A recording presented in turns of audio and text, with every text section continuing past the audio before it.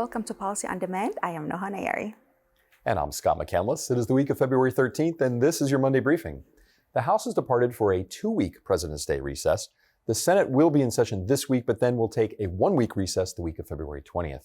The January 2023 Consumer Price Index report is scheduled to be released on February 14, and February 15th will be very busy. The Senate Finance Committee will hold a February 15th hearing to consider the nomination of Daniel Werfel to serve a 5-year term as IRS Commissioner. The Congressional Budget Office on February 15 will release updated budget and economic projections as part of the Budget and Economic Outlook for the next 10 years. The IRS has scheduled a February 15th public hearing on proposed foreign tax credit regulations. Meanwhile, internationally, the OECD has scheduled a February 15th and 16th webcast on tax policy and compliance. Last week, the Ways and Means Committee Chairman Jason Smith sent a letter to the OECD Secretary-General criticizing the global tax deal, also known as Pillar 2.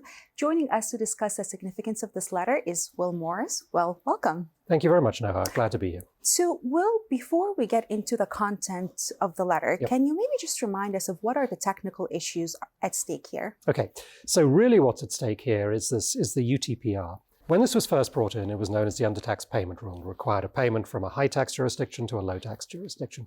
Everybody understood that. When the model rules came out just over a year ago, the undertax payment rule had changed into the UTPR.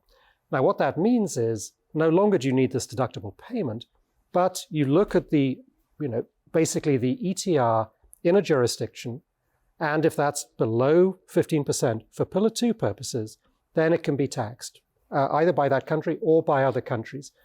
What this means in the context of somewhere like the US is because there is a fairly significant difference between the US tax base and the Pillar 2 tax base, particularly because of things like tax credits and various other incentives like FDII or FDII. What that means is that the Pillar 2 tax base can be well below the US ETR. And therefore, under those circumstances, if the US itself doesn't tax this income for Pillar 2 purposes, other countries can do. And that's what changed. And that's really what's beginning to actually generate a lot of concern. That concern is seemed to be represented by Chairman Smith's letter. So Right. could you tell us what was in the letter and maybe what triggered it? Sure. Well, it's a pretty robust letter, it has to be said. And I think we can be fairly certain that what triggered it was the implementation guidance that came out, and perhaps also a pretty upbeat statement from the Treasury about how good this was. And clearly this letter in part responds to that. It responds in part to concerns that the Congress has never been involved with this process, that there's been very little consultation. And therefore he goes through a number of things. And he says, this global deal would result in fewer jobs and less prosperity for millions of American families. He then goes on to say, look, we actually did we did a minimum tax 5 years ago, and that worked. And he says every other country is very welcome to join that. So this is not about the income inclusion rule as such. What it is about is the undertax profits rule, and the effect that could have. It says the UTPR surtax is fundamentally flawed and, important for the politics of this, will never be effective against companies backed by the Chinese Communist Party. Now, there are a number of reasons, technical and otherwise, why Chinese companies might not be covered by this, but this clearly is a potent part of that. He says instead, the UTPR will target important US incentives, including the R&D tax credit.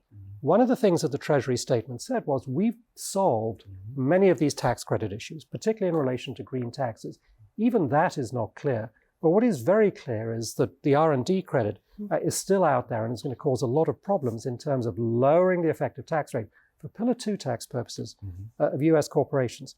He goes on to say, we won't tolerate such a tax. We will aggressively pursue tax and trade countermeasures to protect American jobs, sovereignty, and tax revenues. Now, obviously, that takes us back to this idea of tax causing trade wars. And this is a very straightforward statement. I do not think that the chairman wished to be misunderstood or for there to be anything ambiguous about this. He also talks that actually the deal doesn't eliminate DSTs, which goes more to Pillar 1.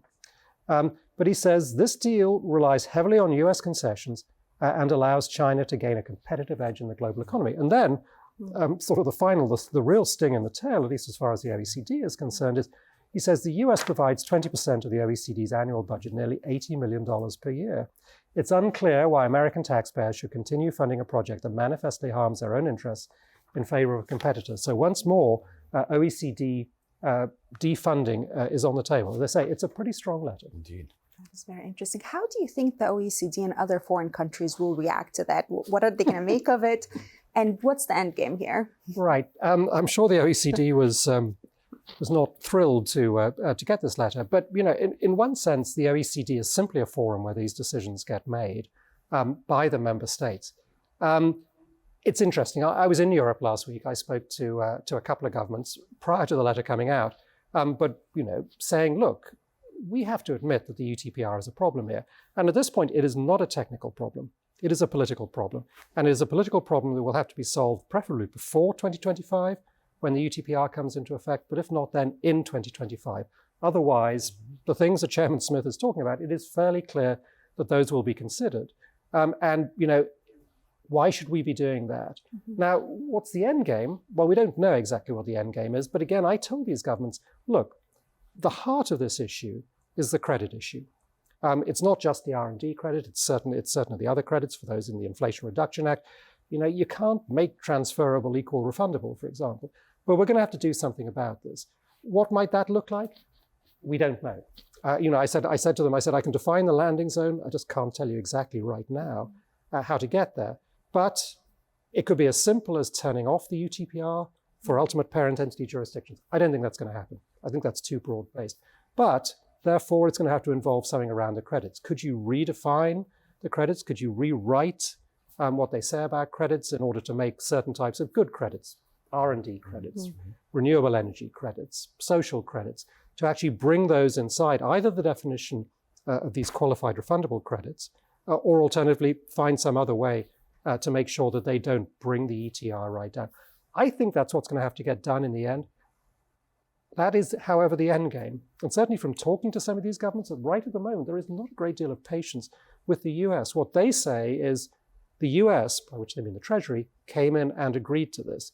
So I think that there's going to have to be a period of, you know, again, moving through various stages of grief before people realize what the end game is. But I think it's highly unlikely in the end, and, you know, not just based on Chairman Smith's letter, although this is a very good indicator of that there needs to be a political solution to what has become a very political problem. Well, turning aside from the politics, perhaps, what about the business angle here? What do you recommend U.S. companies do in the interim? Well, that's a great question. I mean, obviously, the U.S. companies can't make the political decisions, sure. but they can talk to the people who will make them, sure. not just in the U.S., but also overseas, to say, guys, we need to try and bring this together to something that works. You know, in the interim also, again, figure out what the impacts on this are going to be. How serious is this? Because again, I think that that's going to be an important thing for policymakers to know, politicians to know, as they try and reach a solution here. Makes sense. Will, thank you so much for your time and your advice. Thank you so much, Will. Appreciate it. Be sure to check out the latest Week in Review with Janice Mays included in the description of this episode, and stay tuned for this Friday's Week in Review. And as always, thank you for spending this time with us. Have a great week, and we'll see you next time.